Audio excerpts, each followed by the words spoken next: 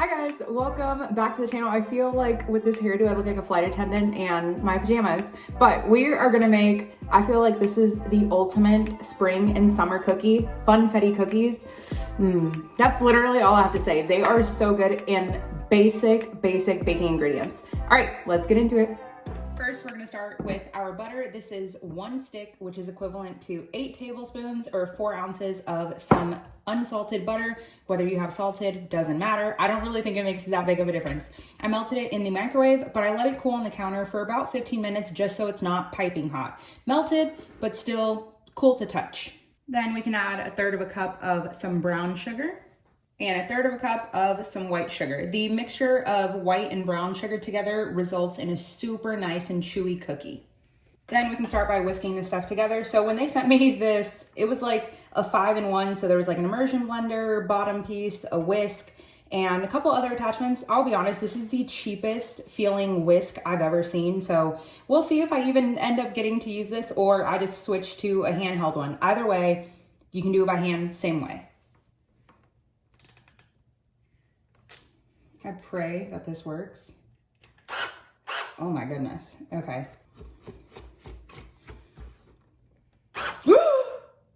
Oh, okay. No. This is making a gigantic mess. See, these tools are not taking over my kitchen. I'm gonna switch to a handheld.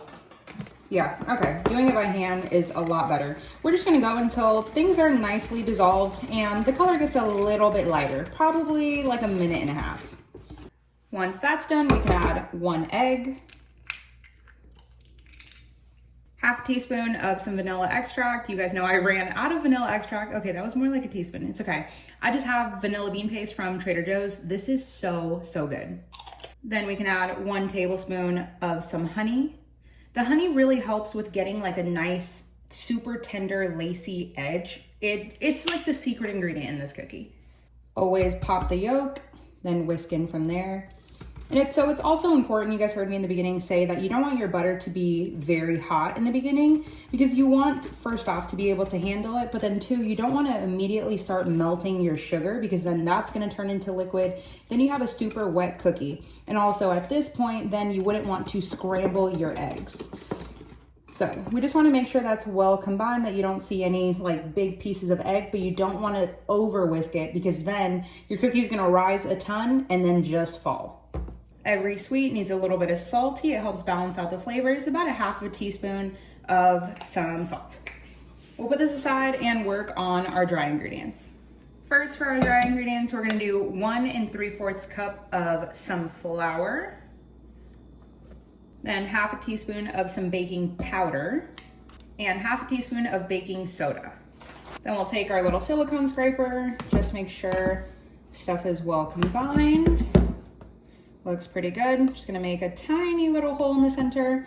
Then we're gonna pour all of our wet ingredients. It's gonna be way too thick to use a whisk, so we're gonna scrape this off and then go back to our silicone scraper. I love that those of you guys that are new to my channel, you guys are going back and watching my old videos and my essentials, and you guys are telling me what your favorite things are in the kitchen. And it's been really cool just to find out about new brands, where you guys buy them, new grocery stores. Those of you guys that are related to me watching these videos, you guys know I'm obsessed with going to different grocery stores. I almost feel like this is so wrong. I feel like I'm making chocolate chip cookies and I'm like, where's the chocolate? So we're just gonna go with our silicone scraper. If you don't have one, you could always use a fork. And we're just gonna go until the dough starts to come together. Cookie dough is one of those things that it almost looks like it's never gonna come together. And then literally within like 45 to 30 seconds. How does that make any sense? Within like 30 to 45 seconds, it just slowly comes together. I like to just kind of press down on the mixture and then it just kind of helps open up all of the little pockets of liquid in there. Once you have your dough nicely brought together, then you can add in your sprinkles. Okay, so Funfetti is really only sprinkles in mix. That is where Funfetti comes from. This is kind of hood, but all I have are these Christmas ones, but it's gonna work because they're sprinkles. You can use the little ball ones, these ones. There is like, what do they call this? Like sparkling sugar, I believe. This will work. I have some other ones that I'm gonna toss in here because why not? But this is once again, just kind of sugar. So you do wanna be careful if you're gonna add that. I recommend using any little real sprinkles. I'm gonna add about like two to 3 tablespoons worth. It's really up to you. If you guys know me in real life, you know I absolutely hate sprinkles. I don't know what it is about sprinkles. They're to me just flavorless. They're just for looks. And if I see them on something, I scrape them off. If you guys know, I think it's by the brand Loft House, those like Walmart cookies with like frosting, and they make different colors for the holidays. I scrape off all the sprinkles. Oh, so much better like that. All right, now we can just fold this in. I kind of just like to stab around and then just fold. Okay, our cookie dough looks really good. We're gonna set that aside. I have just a silicone baking mat here, just because I don't really like to use aluminum foil, because then sometimes they get kind of stuck, then you have to spray. It's a lot of work. This is easier and it's reusable. I am going to use an ice cream scooper.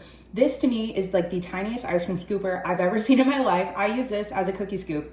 For those of you guys who have come over and have had any type of cookie that I've made, you guys never believe me that I made them because they're all like uniform in shape and size. They all look exactly the same. It's because I use a cookie scoop. So I just put it in here, go up along the side, scoop it out. It's up to you whether you just want to place it just like this, which is what I do most of the time, but you can kind of like round it out and flatten it. It's up to you. I'm just gonna scoop them like little balls of ice cream, and then we'll go from there. As I'm putting them on here, I thought it'd also be important to mention, if you do not have this scooper, do not go out and buy it. If you're only gonna use it for cookies and you don't bake very often, it's not worth it. Use a tablespoon measure. It's the same exact result. While my oven preheats to 350 degrees, I'm gonna toss these in the freezer for as long as my oven takes to preheat. I'd say maybe 10 minutes-ish. You do not have to store these overnight in the fridge. I hate, absolutely hate, whenever you go to make anybody's cookie recipe and it's like, I want you to chill the dough for 24 hours. I want cookies now, not 24 hours from now. So while our oven preheats, should take about 10 minutes. We're gonna toss these in the freezer. If you don't have room in the freezer, throw them in the fridge. All you just want them to do is cool down a little bit. Thankfully, we weren't rolling them with our hands, so they didn't melt that much. You just wanna firm it up a little bit to prevent spread. I took them out of the fridge while the oven was preheating. Now we're at 350 and I'm gonna throw them in anywhere between 8 to 12 minutes.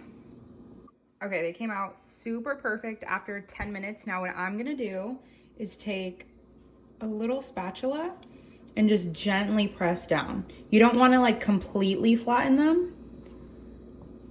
You just wanna flatten it a little bit.